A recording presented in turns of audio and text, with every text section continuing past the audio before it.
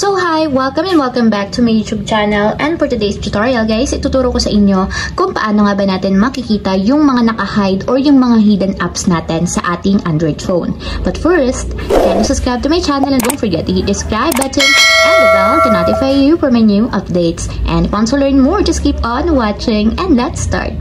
So yan guys, kung meron kayong mga application na hindi nyo makita sa inyong desktop or home screen pero naka-install naman siya, possible guys na nakalagay yan sa mga hide apps ninyo or sa mga hidden apps. So, ganito lang guys ang gagawin nyo para makita natin or ma-recover natin yung mga hidden apps. So, punta lang tayo sa settings ng ating mobile phone or sa ating Android phone.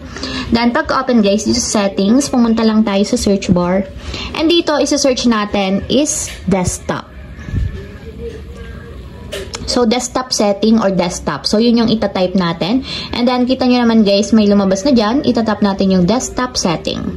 And then, pagkatap guys ng desktop setting, tap nyo yung desktop setting. And then, dito sa desktop setting guys, i-scroll up nyo lang or hanapin nyo guys yung hide apps. So, ito yung hide apps. Tap nyo lang. So, for security purposes guys, ilalagay nyo yung password ng inyong Android phone. And then, after nyan guys, hanapin nyo na dito yung hidden apps. So, tap nyo lang yung hidden apps. And kung makikita nyo guys, meron akong isang naka-hide na apps dyan. And dito nalalabas lahat ng mga naka-hide na apps. So, kung gusto nyo siyang ma-recover guys and bumalik sa inyong desktop or sa inyong home screen, ang gagawin nyo lang is i-long press nyo yung application na gusto nyong ilagay sa inyong home screen. And kung makikita nyo nakaselect na siya, so tatap natin yung export dito sa baba para ma-export siya sa ating home screen.